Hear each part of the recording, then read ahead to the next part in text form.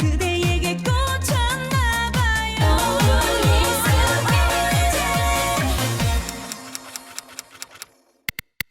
오늘도 좋은 일이 많고 문제도 잘 풀리는 그런 만사행통하는 날이 되기를 바랍니다. 오늘도 또 충격적인 뉴스가 나에게 들려왔습니다. 지금 이재명 후보와 관련해 벌써 세 번째 어머니 죽음이 또 일어났습니다. 그제 자유일보 일면 머리 기사에 제가 인터뷰한 충격적인 내용이 실렸습니다. 장영하 변호사라는 분과의 인터뷰입니다. 그 인터뷰 중에는 굿바이 이재명이라는 책의 저자인 장영하 변호사가 이재명 후보를 희대의 악마라고 부릅니다. 저는 이분이 흥분해서 실언을 했나 생각해서 다시 물었습니다. 혹시 그 희대의 악마라는 표현이 우리가 지면에 게재도 되겠느냐?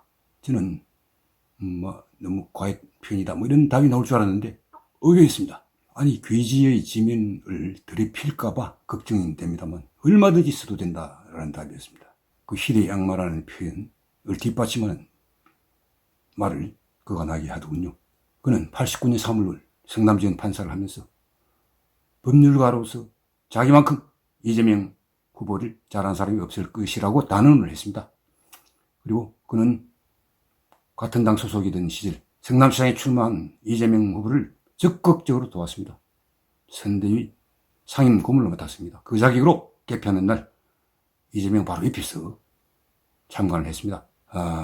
이재명 후보의 당선이 거의 확정되는 새벽 무렵 눈치 빠른 자가 다가와 무릎 꿇고 큰절을 했습니다. 그때 반사적으로 이재명이 앉은 채로 구두발을 그 사람 얼굴로 날려다가 얼굴 가까이 코앞에서 그 구두발을 탁 멈추는 걸 장영하 변호사가 목격했다고 합니다.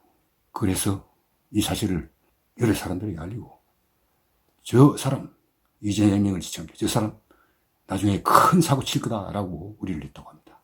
카멜론처럼 말을 뒤집고 안색을 바꾸고 곤란한 장면은 핫바지 방구새도 피나가고 구레이 담넘듯 넘기는 신통한 재주를 가지고 있습니다. 말 참 잘합니다. 그런 것은 좋습니다. 그러나 지금 세 번째 죽음 유한기 김문기에 이어 또 변호사비 대납의혹을 제기한 이모 씨가 결코 자살은 하지 않을 거라고 주위에게 말했던 사람이 갑자기 한 모텔에서 차디찬 시체로 발견됐습니다.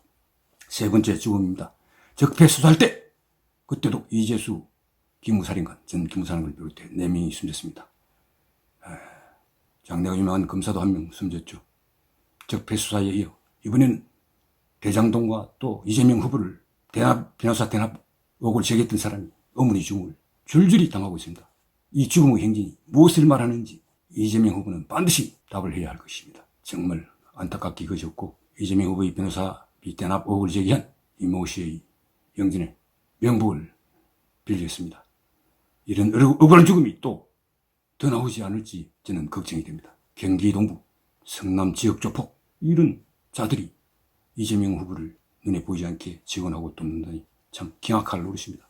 대한민국이 지금 어디로 가는지 이게 나라인지 정말 묻고 싶습니다. 북한은 보란듯이 극초음속 미사일을 나흘 전에 쏜 데 이어 마6에서 마10으로 그 성능을 훨씬 더 진화시켜 우리를 깜짝 놀라게 하고 있습니다. 간담을 서늘하게 만들고 있는데도 문재인 대통령은 한심하게도 대변인을 통해 대변인지 큰 똥인지 참 구린내가 나는 청와대의 문재인 대통령이 아닐 수 없습니다. 대선이 가까운데 미사일을 쏘아 우려야 된다. 왜 우리나라 안보를 걱정하지 않고 대선을 걱정을 하고 있습니까? 북한의 미사일 도발이 여당 이재명 후보에게 불리할지 모른다는 그런 속내를 드러내는 이런 한심한 자가 대한민국의 국군 통수권자이고 나라의 안보를 책임지는 최고 사령관입니다. 여러분 말이 됩니까 도대체? 대선이 무슨 대선이야? 나라 안보를 먼저 걱정을 해야지.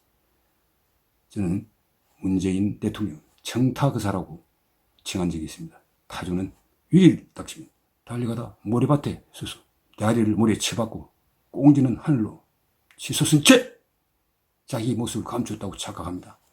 그래서 사냥을 당합니다. 저는 문재인 대통령이 청와대 모래밭에 대가리만 숨기고 꽁꽁 숨은 걸로 착각하는 청와대 낙타, 그래서 청와대 타조, 그래서 청타거사라고 청한 바 있습니다. 이 청타거사가 언제쯤 정신을 차릴는지 참 걱정이 태산입니다.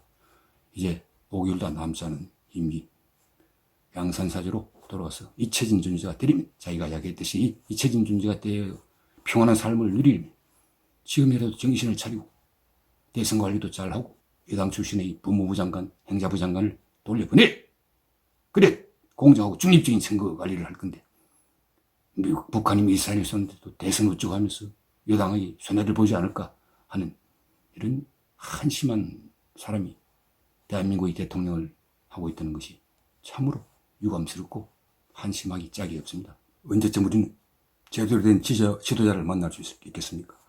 지금 비호감 대선이라고 부를 만큼 1, 2위를 각축하는 두 후보가 비호감도 1, 2위를 기록하고 있습니다. 윤석열 후보가 떠놓고 두 번째로 이재명 후보가 비호감입니다.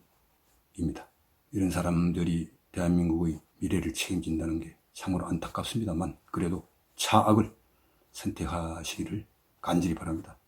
중도 중원지대에 있는 유권자들이 이런 비호감 대선 때문에 투표를 하지 않는다면 이재명, 콘크리트 35% 지지표를 갖고 있는 이재명 후보가 당선될지 모릅니다. 그러면 이 나라는 미친 자가 운들을 앉아 엑셀레이터를 밟고 벼랑아리로 질주할 겁니다. 그때 우리 나라의 운명은, 그 나라에서 길이 살아야 할 우리 후손들의 운명은 어떻게 될 것입니까? 여러분, 참으로 안타깝지만 차악의 후보라도 선택을 해야 됩니다. 윤석열 후보, 안철수 후보 두 분은 지금은 단일화가 없다고 말하는 게 지극히 당연합니다. 왜냐? 아직은 빠릅니다. 그리고 최선의 캠페인을 서로 선의 경쟁을 해나가되 설 연휴가 지나면 대리인들을 통해 보이지 않게 단일화 협상에 들어가야 합니다. 지금은 뭐 단일화가 없다고 하는 게 당연한데, 그러나 계속 단일화가 없을 수는 없습니다. 안철수 후보 특히 20% 벽을 뚫기를 진심으로 바랍니다. 그렇게 돼야 단일화에 대해 안철수 후보도 더 흔쾌하게 나아갈 거라고 생각합니다. 두 분이 공동정부를 한다는 각오로 DJP처럼 반드시 야통정교를 이뤄내는 그런 대의를 잊지 말기를 거듭 당부드립니다. 이재명이란 어둠의 세력과 결탁하고 있는 후보가 대한민국의 군자에 올라 나라를 벼랑 아래로 베네수엘라식 표퓰리즘으로 국가 사회주의를 그쳐 베트남처럼 적화 통일이 되지 말라는 법이 없습니다. 미국은 지금 중국을 다시 중공으로 부르고 있습니다. 그 차이나 커뮤니스트 파티라고 다시 부르고 있습니다. 국호의 회귀입니다. 냉전 시대로 다시 돌아가고 있습니다. 미중 대결 구도, 이 대결 구도가 오랜 기간 지속될 것으로 저는 봅니다. 냉전 시대와 같이 안보에서만 부딪히는 게 아니라 첨단 산업, 반도체와 같은 첨단 산업에서도 중국은 미국 등 선진국들의 포위를 당할 겁니다. 그래서 덩소핑은 일찍이 도광량에 발톱을 들이지 말고 감출하고 후계자들에게 이야기를 했습니다만, 방약무도하고 오만방지한 시진핑이 덩소핑의 유지를 부리고 너무 빨리 발톱을 드러내다가 미국의 포위 전략에 휘말렸습니다. 1대1로 어쩌고 하는 그런 야심을 너무 빨리 드러낸 탓에 중국은 미국의 포위망에 갇혔습니다. 시진핑이 대만을 침공하는 그런 어련장을 놓고 있습니다만, 미국이나 일본이 가만히 있을까요? 다른 선진국들이 가만히 있을까요? 그렇지 않습니다. 대중 포위망은 더욱더 시진핑의 목줄을 쥐에 들어갈 것입니다. 물론 푸틴이 도움을 주겠다고 거들고 있습니다만, 우크라이나 침공 등 무력 도발을 감행할 태세를 보이고 있습니다. 이런 신냉전 하에 우리 대한민국의 안보는 그 어느 때보다 위태롭습니다. 그런데도 문통이라는 사람은 이런 시대의 흐름, 냉전으로의 회귀, 이런 국제정세의 변화에 아예 깜깜한 먹통입니다. 그냥 친중국, 종북, 김여진이 삶은 쇠대가리라고 놀려도 발길로 차도 그냥 구애하고 업소하고 대화와 평화를 구걸하는 짓을 계속하고 있습니다. 정말 한심하게 일했습니다. 정용진 신세계그룹 부회장, 이 마트를 책임지고 있습니다. 정용진이 멸공발언으로 정치권을 뛰어들어왔죠. 조국이는 윤석열과 똑같아 이런 식으로 비아냥거리고, 멸공발언에 민주당 지도부들은 일찍 일어서서 정용진을 공격하고 나섰습니다. 그러자 대기문들도 불매운동에 들어갔습니다.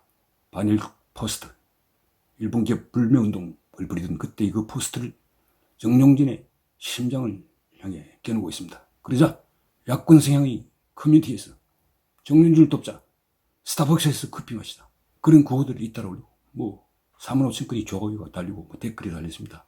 수천 건, 5천 건 넘는 댓글, 좋아요. 보이콧에 바이콧, 이마트 거 사주자, 스타벅스 마시자. 보이콧과 바이콧의 전쟁이 벌어졌는데 저는 그 성자가 결국 바이콧이라고 생각합니다. 오늘 칼럼은 동아일보의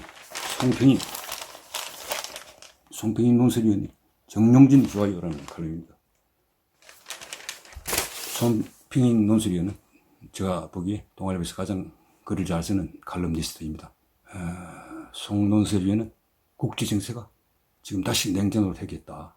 푸틴의 근육자랑, 시진핑의 대만 침공, 얼음장, 이런 정세 변화에 우리가 눈을 감고 있어서는 안 되고 정치인들이 정신을 차리라고 일갈을 하고 있습니다. 그러면서 기업인인 정용진에게 박수를 보내고 있군요. 정용진이 결코 철없는 무력 통일주의자가 아니라 열공이 좀 과하면 성공을 하면 되지 않겠느냐라고 부르짖고 있습니다. 송평인 논설위원회의 좋은 칼럼에 박수를 보냅니다. 지금 마하10의 극초음속 미사일을 쏘며 우리를 위협하는 북한에 대해 문재인 대통령이 지금이라도 결기를 보이고 당당히 경고를 해야 합니다. 지금 중국과 러시아의 반대로 안보리 대북 제재 결의가 채택은 못됐습니다만 신중국들은 분노하고 있습니다. 북한의 이 망동을 언제까지 우리가 대북 평화 대화를 애걸하고 업소하고 하는 그런 제 자세를 보이며 도발을 하며 또 쩔쩔매는 그런 자세를 보이겠습니까? 여러분, 야통 정경만이 대한민국의 안보 위기를 극복할 수 있는 유일한 길입니다. 그러니 4월 9일 57일 남은 대선 때 현명하게 한 표 던져주십시오. 벌써 3명이나 이재명과 관련해 무고한 생명이 희생됐습니다. 더 이상의 희생자가 나와있어야 되겠습니까, 여러분? 그러니 꼭 야통정교의 대업을 이룰 수 있도록 3월 9일 날 현명하게 한 표를 던져주십시오. 오늘도 좋은 하루 되시길 바랍니다. 이상입니다.